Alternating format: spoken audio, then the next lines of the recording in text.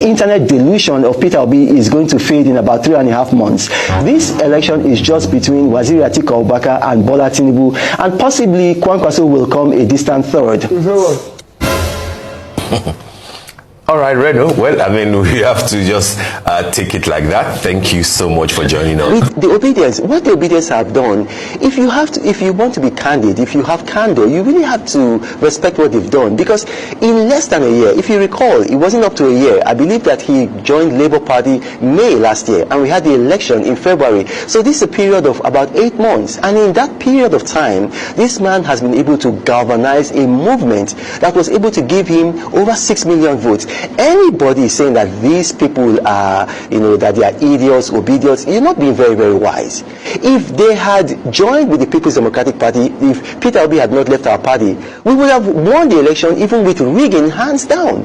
So these people, they've actually been able to do something that is very, very commendable. In fact, I foresee that in future, in places like Harvard University, in places like Yale, in places like Oxford, people will study what Peter Obi did, because what Peter Obi did, he almost replicated what Emmanuel Macron did with his party. Emmanuel Macron built a new party, which is unheard of in France, and was able to emerge victorious. Because he's so popular. Well, I took that with a pinch of salt, but then today I've seen an event. It's still happening right now. It's the 1-year ceremony in office of 1-year anniversary in office for the incumbent governor, Governor Charles Soludo in Anambra. Is ongoing right now, and Peter Obi just walked into the room. And, the applause was like thunder. It was like thunder.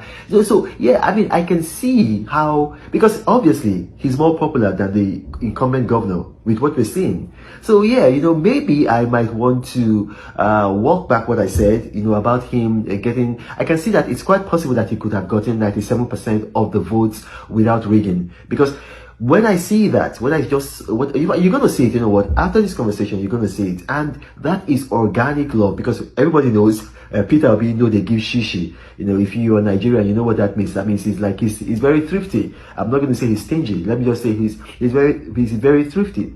So I take back those words. I can see now that it's quite possible that Peter Obi could have gotten 97% of the votes without rigging. Good evening and welcome to tonight's special report on Majestic TV. I'm Sandra Nwachukwu, your trusted navigator through the intricate web of Nigerian politics. Tonight, we embark on an expedition into the chronicles of Reno Omokri, a tale of trolls and deception. Join us as we unravel the layers of Mr. Reno Omokri's enigmatic maneuvers, a social media warrior whose stance on issues shifts like sand dunes in the desert. We'll delve into the motives behind his relentless and senseless attacks on Mr. Peter Obi, exposing the dark underbelly of his malevolent antics that have splintered the nation's social media landscape. Brace yourselves for a gripping journey of insights, analysis, and exclusive revelations as Brian steers us through this tumultuous terrain. Stay tuned, keep your eyes locked on the screen, and prepare to be captivated, folks.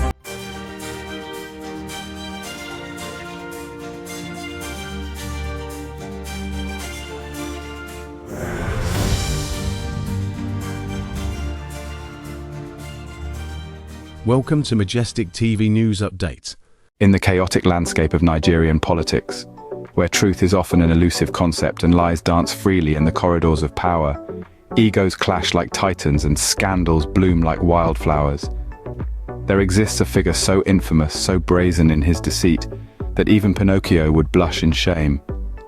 This shameless man stands out like a sore thumb, his voice a cacophony of controversy and deceit. Allow me to introduce you to the one and only, the maestro of manipulation, the sultan of spin, the master of misinformation, the bard of blatant lies. Ladies and gentlemen, introducing Reno Omokri. Reno Omokri, once a humble aide to President Jonathan, has since transformed into a social media juggernaut, wielding his keyboard like a sword and his tweets like fiery arrows aimed at the hearts of his perceived enemies. And at the center of his crosshairs lies one man, Mr. Peter Obi, the perennial punching bag of Omokri's Twitter tirades. But why, you may ask, does Omokri harbor such animosity towards Mr. Obi? Is it ideological differences? Personal vendettas? Nay, for the truth is far more scandalous indeed. Legend has it that in the fabled halls of London, amidst whispers of backroom deals and clandestine affairs, There exists a document so damning, so incendiary, that its mere existence could shake the very foundations of Nigerian politics. And who, pray tell, is the keeper of this document? None other than Reno Omokri himself. It is said that this document contains evidence, incontrovertible proof of Mr. Peter Obi's secret weapon. A secret so scandalous that it would make even the most seasoned politician quake in their boots. And what, you may ask, is this secret? Alas, that is a tale for another time, for even the walls have ears in the world of Nigerian politics. But fear not, dear viewers, for Reno Omokri is not one to keep such juicy gossip to himself. Oh no. He prefers to wield it like a sledgehammer, smashing the reputation of Mr. Obi into 1,000 irreparable pieces. And so, with every tweet, with every Facebook post, with every YouTube video, Omokri hammers away at the fragile facade of Mr. Obi's public image, all the while grinning like a Cheshire cat. But beware, dear viewers, for in the treacherous world of Nigerian politics, where truth is a rare commodity and lies reign supreme, one must always question the motives behind the madness. And in the case of Reno Omokri, the truth may be far stranger and far more scandalous than fiction itself. As you're bombarded by the relentless barrage of Reno's vitriolic tweets, or subjected to his venomous tirades, it's crucial to delve beneath the surface and uncover the unsettling truth. Reno Omokri doesn't embody the noble crusader for justice he portrays himself to be. Rather, he's a cunning manipulator, a peddler of falsehoods, willing to trade his integrity for a fleeting moment in the spotlight, or as Nigerians colloquially put it, where Bele face. A man without character. In the aftermath of the 2023 elections, where Mr. Obi, who many believe to have won the election, was not declared the winner because he did not grab and run with the election manipulators, Reno Omokri views each attack on him as a lucrative opportunity to amass clicks and cash.